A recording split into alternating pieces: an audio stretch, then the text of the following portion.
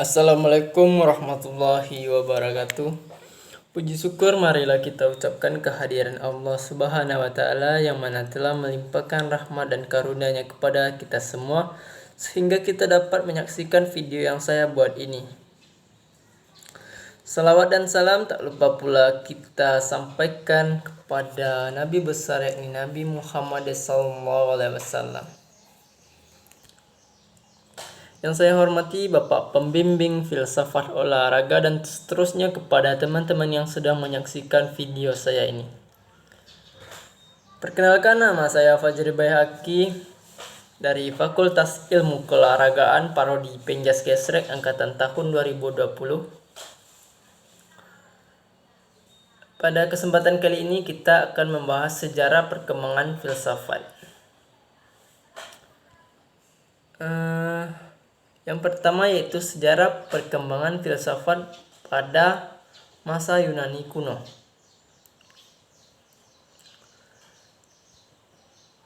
Sejarah filsafat pada masa Yunani kuno,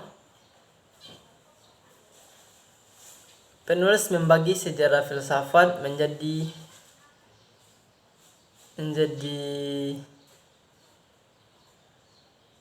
pertama yaitu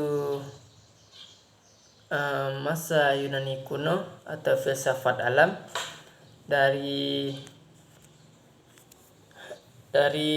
tahun 600 sebelum Masehi sampai 200 sebelum Masehi. Yang kedua zaman keemasan yaitu pada tahun 470 Masehi sampai 300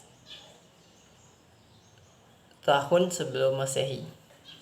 Yang kemudian yaitu yang ketiga dilanjutkan pada masa abad pertengahan, pada masa filsafat Islam atau filsafat Arab.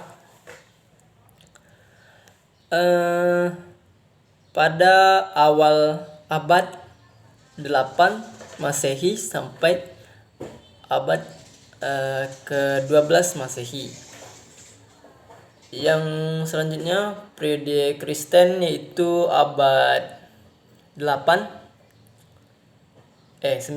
sampai 12 Masehi. Kemudian masuk zaman modern yaitu pada tahun 1600 Masehi sampai 1800 Masehi.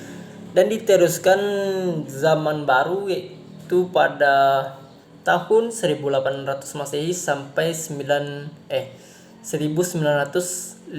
Masehi. Dan terakhir pada masa postmodernisme atau kontemporer pada tahun 1950 Masehi sampai seterusnya.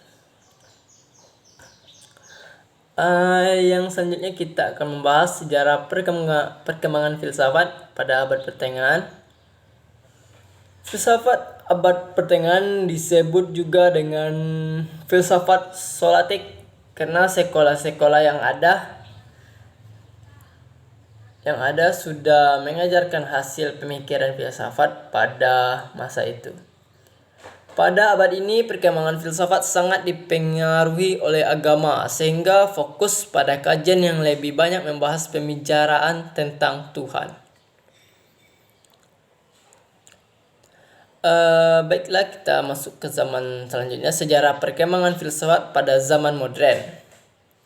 Istilah modern itu sendiri tidak jelas pada maksudnya.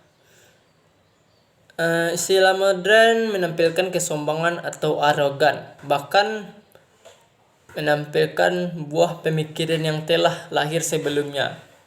Disebut juga sebagai suatu pemberontakan yang sedikit dilebih-lebihkan, sehingga pemikiran filsafat modern lebih cenderung membicarakan hal yang ada pada dirinya, jadi menyombongkan. Dan yang selanjutnya yaitu sejarah filsafat pada masa kontemporer.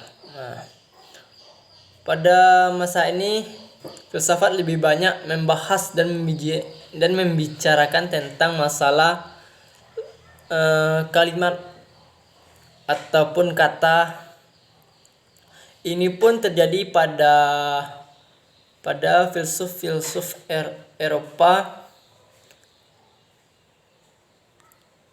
Lain halnya dengan di Amerika, lebih bersifat pragmatis, artinya mereka akan mengambilnya jika filsafat itu menguntungkan bagi mereka.